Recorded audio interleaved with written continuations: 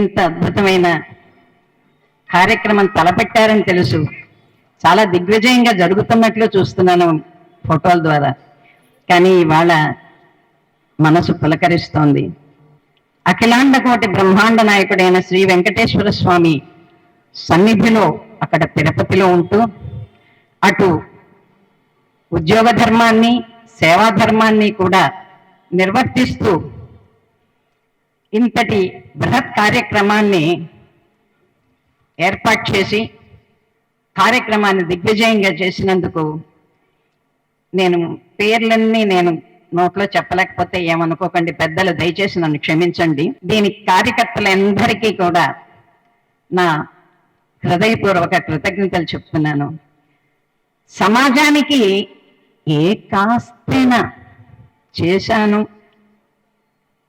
చేయగలిగాను అని కనుక అనిపిస్తే అందుకు నాహం కర్త హరికర్త.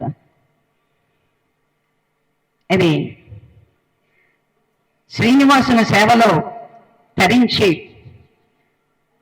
తరించిన శ్రీ పివిఆర్కే ప్రసాద్ గారి మాటలు ఇవి నాకు వర్తిస్తాయి. భగవంతుడు నా చేత నన్ను నడిపినది భగవద్గీత. ప్రతి అడుగులోనూ భగవద్గీత నన్ను నడిపిస్తే నా ఇష్టదైవం పార్థసారథి నాకు వెనుబలమై నిలుస్తున్నారు. ఆ అవకాశంతో నిజానికి మేరు పర్వతం లాంటి శ్రీ అన్నవరపు రామస్వామి గారి సరసన ఒక సామాన్య గృహిణినైనా నేను ఇలా కూర్చుని ఇంతమంది ముందర ఇంత పెద్దలు నాకు సన్మానం చేయడం అంటే,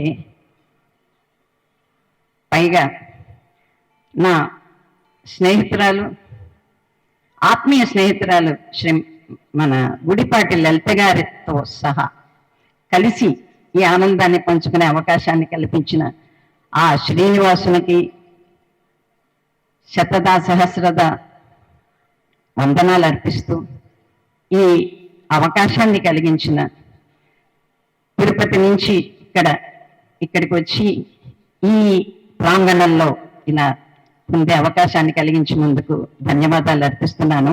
ఒక్కసారి నేను ఈ వేదిక మీద కూర్చోవడం గతం జ్ఞాపకం వస్తుంది.